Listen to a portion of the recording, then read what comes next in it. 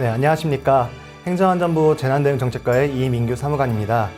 네, 이번 시간은 2021년 지역자율방재단 활성화 정책을 주제로 교육을 가지도록 하겠습니다.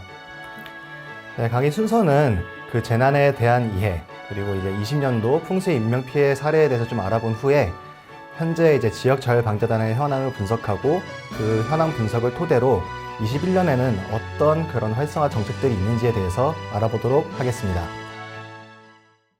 재난의 이해입니다. 네, 재난이란 국민의 생명, 신체, 재산과 국가에 피해를 주거나 줄 수 있는 것으로 저희 법에서 규정을 하고 있고요.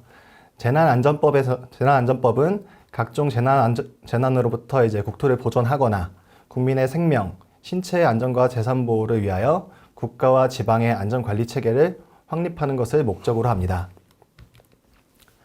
네, 다음으로 인간이 재난에 대해 어떻게 대응해 왔는지에 대한 변천사를 말씀드리도록 하겠습니다.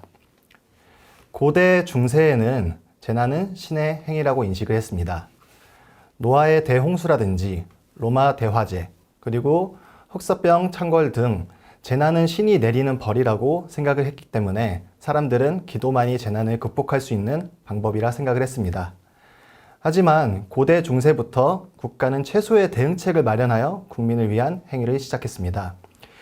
예를 들어 로마 대화제 당시에 소방을 구성했고 그 소방수들이 로마 대화제 현장에서 불을 끄는 노력들을 했던 것을 예로 들 수 있을 것 같습니다. 다음은 리스본 대지진입니다. 1755년에 리스본 대지진은 강도 8.5에서 9 정도로 짧은 시간 안에 도시의 85%를 붕괴시킬 정도로 강력했습니다. 적게는 10,000명에서 많게는 10만 명 정도 사망자가 있었을 것으로 추정하는데 그 당시 리스본 인구가 20만 명 정도인 것을 생각했을 때는 얼마나 그 피해가 심각했는지 알 수 있습니다. 그래서 근대에는 재난을 신의 심판으로 해석하던 관점에서 조금 벗어나 인간 중심의 재난관리 개념을 탄생시키기 시작했습니다. 재난의 원인이 되는 현상에 대한 과학적 연구를 진행하기도 했었습니다. 18세기에서 20세기 초기에는 국가구호제도가 발전하기 시작했습니다. 1803년 포츠머스 뉴햄프셔 대화재 때는 미국 최초로 연방정부가 주정부와 그 지방정부의 복구활동을 지원하는 법안이 등장하기 시작했습니다. 또한 1927년 미시시피강의 하류가 범람했을 당시에도 이 사건을 계기로 1905년에 공식 구호 기간으로 지정돼 있던 적십자사가 구호 활동을 본격적으로 전개하기 시작했습니다. 그래서 재난 피해를 극복하기 위한 복구와 그리고 피해자 구호에 대한 국가 책임에 집중이 되기 시작했고 자연현상과 시설 안전 기술에 대한 연구를 통한 예방 기능을 강화하기 시작했습니다. 20세기 중반 이후로는 재난을 사회 문제로 인식하기 시작했습니다. 재난과 사회와의 연관성에 대한 고민을 하기 시작했고 사회 전반의 재난 대응 역량을 강화하기 위해 노력하면서 또 이제 보험 제도가 발전하기 시작했습니다. 그리고 다음으로 이제 방재단과 가장 관련이 있을 것 같은데요. 이 시기부터 조금씩 시민이 참여하는 재난에 강한 도시 만들기라고 시민이 조금씩 참여를 하기 시작했습니다. 1995년 일본 고베 대지진 당시에도 전체 이제 구조된 사람이 한 35,000여 명 정도 됐었는데 그 중에 80% 정도가 내 이웃 주민이나 아니면 친지로부터 이제 구조가 되었다고 이렇게 이런 설문이 있었습니다. 이와 마찬가지로 시민이 참여하는 그러니까 지역자율방재단 활성화를 통해서 그 재난에 대응하는 그런 체계가 근대부터 조금씩 시작되었다고 보시면 될 것 같습니다. 네, 그렇다면 현대사회 같은 경우는 신종 복합 재난이 발생하기 시작했습니다. 후쿠시마 원전 사고 같은 경우는 쓰나미로 인한 그런 자연현상이 유발한 사회 재난이었고 태국 대홍수 같은 경우는 이게 대홍수로 인해서 반도체 공장이 침수를 당했었는데 이 사건을 계기로 이제 아시아 컴퓨터 산업에 지대한 영향을 끼치기 시작했습니다. 즉 재난이 재난으로만 끝나는 것이 아니라 사회 경제적으로 영향을 끼치기 시작했습니다. 그리고 구제역, 그리고 현재 일상생활에도 많이 만연해 있는 코로나19 등 신종 재난들이 많이 발생하기 시작하였습니다. 그렇다면 자연, 사회재난 구분이 어려운 복합재난이 증가하고 있고 또 코로나19와 같이 사회재난 발생密도가 증가하면서 기후변화에 따른 극한 기상재해, 그런 국지적 호우라든지 이런 현대 재난에 대해서 대응하기 위해서는 저희가 어떻게 해야 될지 한번 고민을 해보겠습니다. 바로 이제 민간 방제 기능 강화를 통한 초기 대응 역량 제고입니다. 현대 그 재난의 특징을 봤을 때에는 예측하기 어렵다는 게 가장 큰 것 같습니다. 복합 재난도 그렇고 기후 변화도 그렇고요. 예측할 수 있는 재난 같은 경우는 미리 대비를 하거나 대응을 함으로써 어느 정도 피해를 경감을 시킬 수 있습니다. 근데 현대 재난의 그런 특징을 봤을 때에는 예측하기 어렵고 그런 부분들을 이제 대응하기 위해서는 개인이 방제 능력을 가지고 있거나 아니면 조금 더 나아가 마을이나 읍면동 단위에서부터 방제 기능이 강화가 돼야지 초기에 대응이 가능할 것으로 판단됩니다. 네, 다음은 20년 풍수의 인명피해 사례입니다.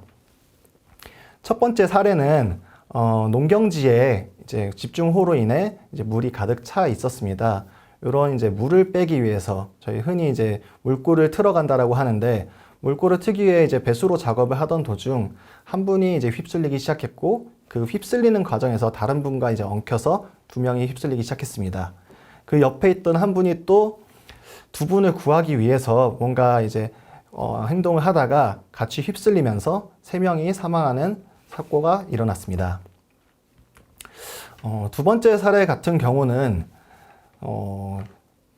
그 한 분이 이제 사전 대피를 했었거든요. 이웃 주민 집으로 이제 안전가옥으로 사전 대피를 했었다가 집으로 뭔가 물건을 가지러 가기 위해서 잠시 집에를 들렸는데 옆에 있던 곳이 이제 무너지면서 같이 주택과 함께 휩쓸려 가면서 한 명이 사망하는 사고가 발생했습니다. 이 두 사례를 보았을 때 고민해 볼 것이 첫 번째 사례 같은 경우는 개인들이 뭔가 이제 재난, 그러니까 그런 집중호우에 대한 위험성이나 무서움을 알고 있었더라면 집에 있었을 텐데 또 두 번째 사건 같은 경우도 이미 대피를 했는데 조금만 더 경각심이 있었더라면 이웃 집에서 있었을 것이고 또 이웃 주민이 혹시나 좀 더 설득을 해서 집에 있게 이렇게 설득을 했다라고 하면은 이런 인명 피해가 발생하지 않았을 것이라 생각합니다. 이런 부분들을 생각해 볼 때 저희가 지역 자율 방재단이 활성화돼야 된다라는 결론에 도달할 수 있었는데 그 이유는 첫 번째로 개인이 재난에 대한 위험성을 인지해야 하는 부분들이 있는데 방재단원으로서 활동을 하거나 아니면 이렇게 방재단원 활동하면서 교육을 받는다거나 했다라면은 분명히 이제 개인적으로도 이제 개인적으로도 그런 방재에 대한 그런 기능이 강화가 되고 또 역량이 있을 것이기 때문에 이제 최대한 그런 재난 상황에서는 안전한 곳에서 대기를 했을 것 같습니다. 그리고 두 번째로 만약에 주변에 지역 자율 방재 단원 분께서 계셨다라고 하면은 위험성에 대해서 말씀을 해주시면서 충분히 설득하고 얘기를 하면서 이렇게 주민이 사고를 당하신 분이 밖으로 나가지 않게 막을 수 있었을 것 같습니다. 그리고 추가적으로 생각을 해보면은 지역의 실정을 제일 잘 알고 있고 지역 주민들과 친밀도가 가장 높은 사람들은 결국 같은 공간에서 생활을 하고 있는 지역 주민분들입니다. 그런 지역 주민분들로 구성되어 있는 지역 자율 방재단이 활성화가 되어야만 그런 지역 안에서 또 마을 단위에서의 방제 기능이 강화될 것으로 생각됩니다. 네, 다음은 지역 자율 방재단 현황 분석입니다. 방재단은 20년에 56,959명으로 19년 대비 1,255명 감소했습니다. 13년 이후 5만 명대에서 정체되어 있는 현황입니다. 네, 편차는 지역별 단원수 편차가 굉장히 크고 또 단원수가 100명 미만인 지자체가 있었습니다. 인구 1만 명당 단원수 평균 25.8명으로 농촌, 산간 등 비도시 지역이 많은 지역이 이제 도시 지역에 비해서 많은 경향이 있었습니다. 또한 면적 1제곱킬로미터당 단원수 평균은 0.36명이었습니다. 인구가 많고 밀집된 도시 지역이 높은 경향이 있었는데 평균적으로 생각을 한다 하더라도 한 명이 한 3제곱킬로미터 정도 이렇게 담당을 해야 되는데 혼자서 그 많은 범위를 뭔가 총괄하고 그리고 그 대응을 하기에는 조금 어려운 것이 사실입니다. 다음은 구성 단위입니다. 자연재해 대책법에서 현재 방재단을 시군구 단위로 조직하도록 하고 있습니다. 또한 필요시 읍면동 단위로도 조직할 수 있게 이렇게 법적으로 규정이 되어 있습니다. 지금 현재 방재단들은 대부분 이제 시군구 단위로 조직이 되어 있고 또 이제 읍면동 단위로는 봤을 때 20년 10월 기준으로 1184개 정도 읍면동에서 방재단을 구성하고 있었습니다.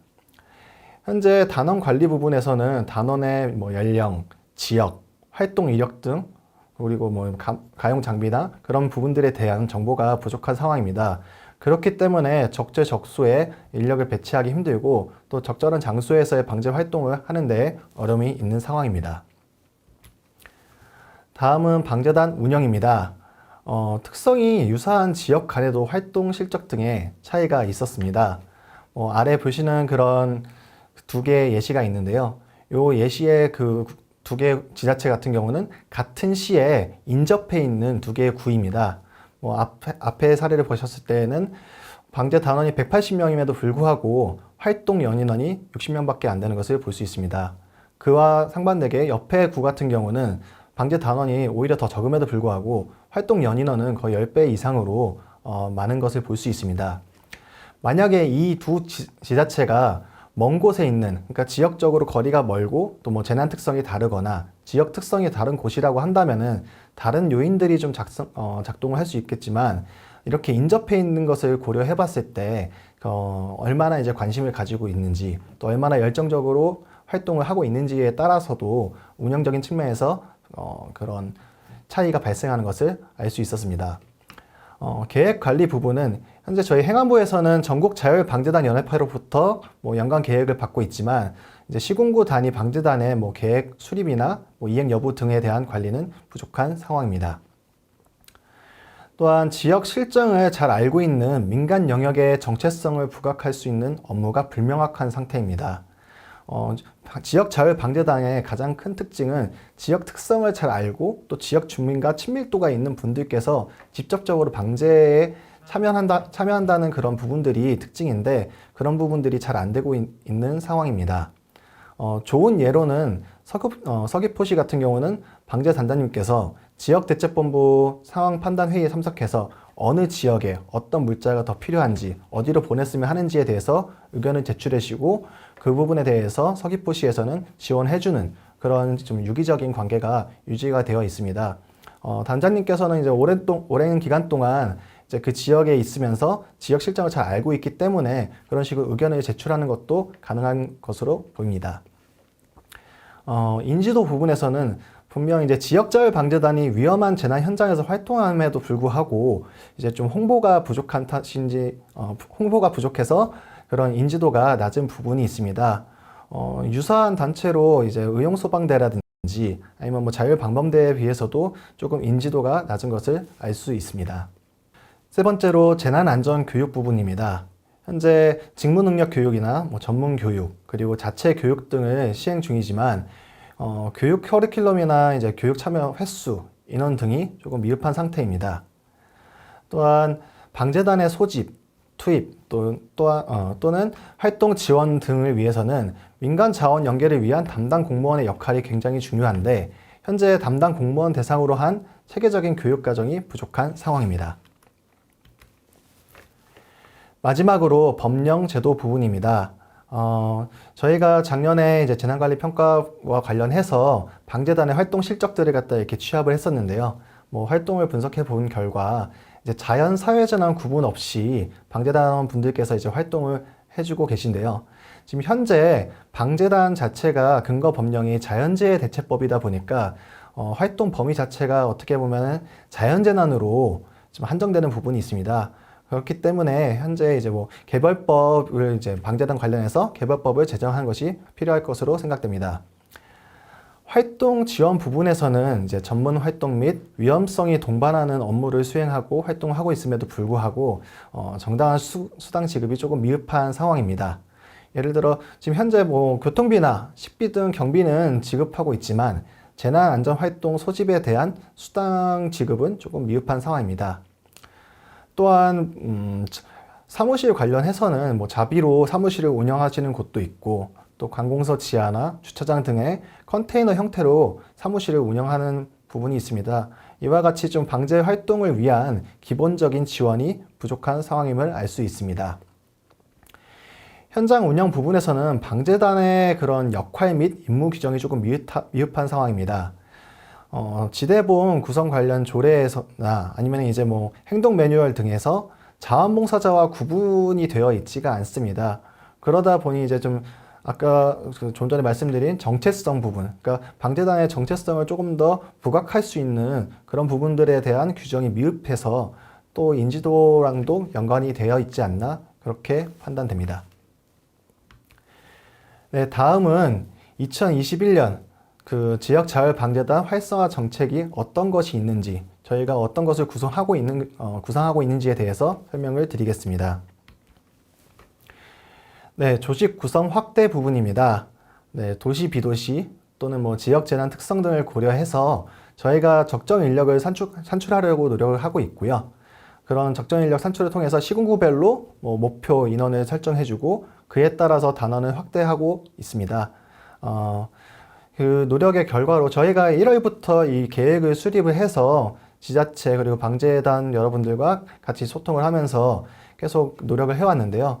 20년 12월에 56,959명이던 방재 단원 수가 이번 연도 5월에는 62,568명으로 증가하는 결과가 있었습니다. 앞으로도 좀 지속적으로 노력을 한다면 계속 이렇게 인원이 늘어날 수 있을 것 같고요.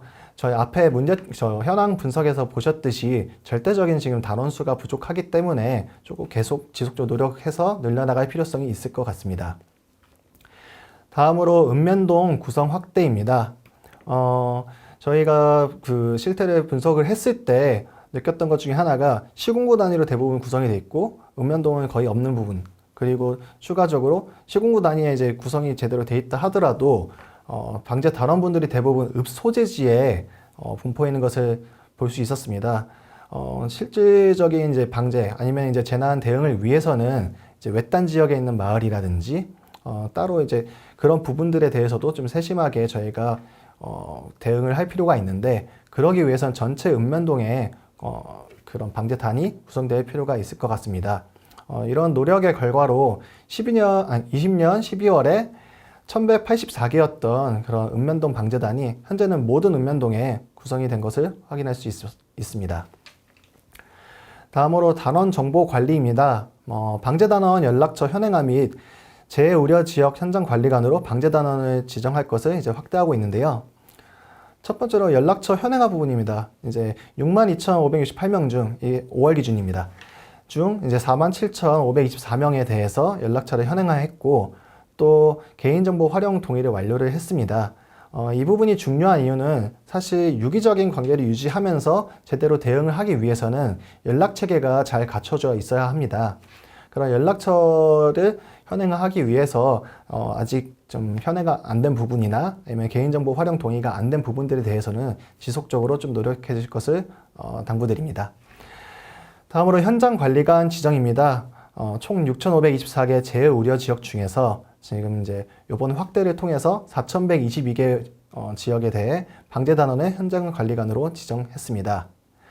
또한 시스템 등록 부분에서는 유사시 신속한 정보 전달을 위해서 방재단원 3,564명을 이제 3,564분에 대해서 이제 풍수해 관리 시스템에 등록을 해 두었는데요. 앞으로도 지속적으로 조금 지자체 담당자 분들께서 신경 써서 남은 분들의 그런 연락처를 현황해 주시고 또 이제 풍수해 관리 시스템에 등록될 수 있도록 해주시면 감사하겠습니다. 네, 다음은 방재단 운영 활성화 부분입니다. 재난 유형별, 재난 단계별, 지역별로 우수 활동 상황에 대해서 저희가 이제 지속적으로 발굴을 하고 보급할 예정입니다. 이를 통해서 다른 이제 뭘 할지 몰라서 제 활동이 잘 안 되는 부분들도 있었는데 이 부분을 통해서 다른 데에서 이렇게 잘 되는 사례가 있구나 좀 보고 배우시면서 같이 또 이제 비슷하게 활동을 해주시면 될 것 같습니다.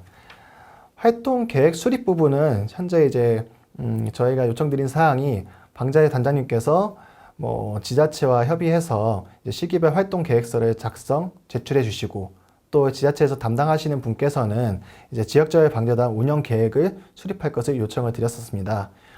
이번 21년에 이제 상반기 동안 추진한 결과 총 228개 시군구 중에서 213개 시군구, 즉 이제 93% 정도 지자체에서 모든 계획을 이제 수립한 상황입니다.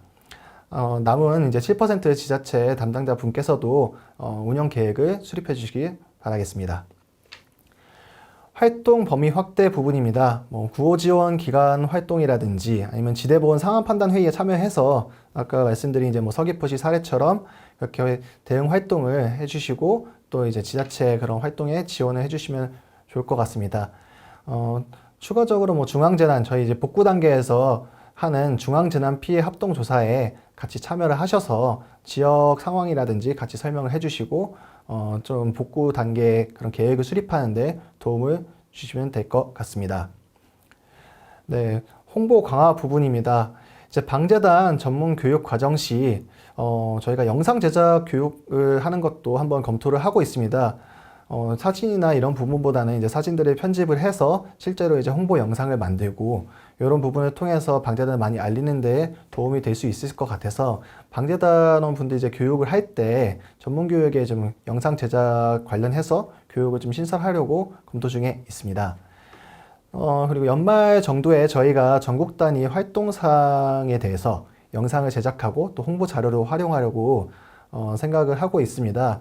지금 현재 저희 뭐 밴드나 이런데 그 커뮤니티를 통해서 계속 사진들을 올려주고 계시는데 활동하시는 모습이나 또 좋은 사진들 많이 올려주시면은 저희가 연말에 영상을 제작할 때 좀 많이 활용할 수 있도록 하겠습니다. 네, 전문성 강화 부분입니다.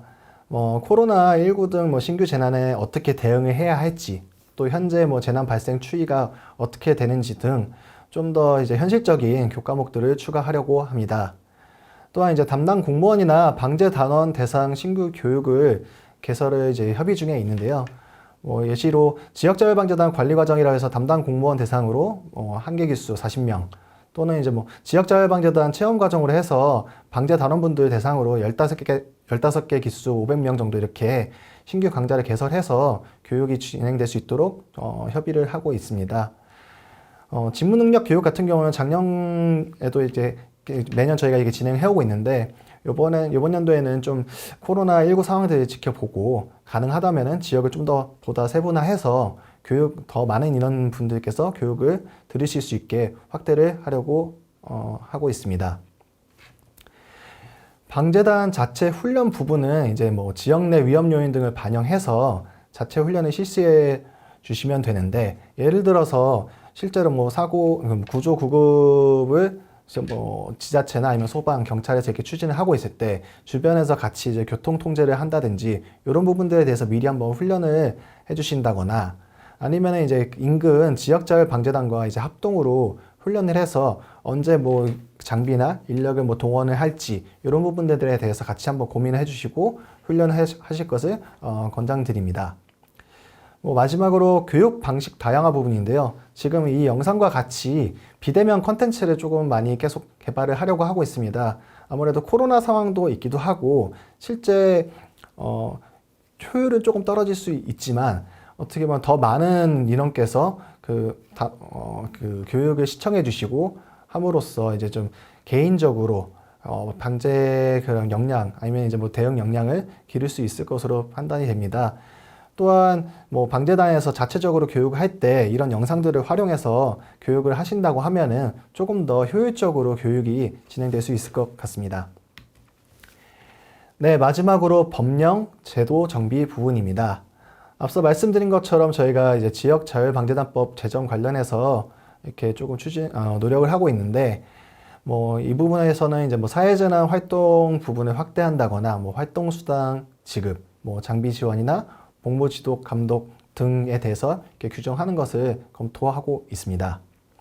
네, 다음으로 활동 지원 부분인데 위에 있는 그 지역자율방재단법 제정과 관련해서 같이 연계해가지고 활동 지원 근거를 좀 마련하려고 합니다. 소집수당 부분 같은 경우는 현재 뭐 자연재해 대책법 시행령 제61조에 그런 지급 근거가 마련이 돼 있기 때문에 현재 뭐 지자체 조례에서 좀 그 부분을 좀 포함할 수 있도록 지자체 담당자분들과 계속 긴밀하게 협조하고 있고요. 또 관련해서 예산을 확보할 수 있도록 계속 요청을 드리고 있는 상황입니다. 다음으로 이제 포상 확대인데요. 우수방재단 활동 운영 사례 등을 발굴 공유해서 저희가 이제 매년 이제 포상을 추진하고 있는데 이런 부분들이 많이 발굴이 된다고 하면은 저희가 좀 더 이제 포상을 확대해서 드림으로써 좀 사기 진작이나 아니면 이제 방제 활동 하신 거에 대해서 보람을 느끼실 수 있게 이렇게 준비를 하고 있습니다. 네, 마지막으로 위상 재정립 부분인데요. 현장 조치 매뉴얼이나 이제 지대본 조례 등의 방재단의 이제 자원봉사자와 좀 분리해서 구분해 가지고 역할 및 임무 등을 명시하려고 준비하고 있습니다. 네, 여기까지가 이제 준비한 교육 내용인데요. 이런 교육 등을 통해서 뭐 방재 단원분들 그리고 지역에서 지자체에서 단원이나 아니면 이제 재난에 대응에 담당하고 계신 지자체 공무원 분들께서 조금 더 이제 재난 대응이 어떤 것인지 이해를 하고 또 어떻게 대응해야 되는지 이해함으로써 풍수해라든지 풍수뿐만 아니라 모든 재난에 대해서 좀 더 유기적으로 잘 대응할 수 있으면 좋겠고 또 그로 인해서 그런 재난으로 인한 피해가 많이 경감되었으면 좋겠습니다. 네, 지금까지 교육을 시청해주신 방재 단원 여러분 그리고 지자체 공무원 여러분 감사합니다.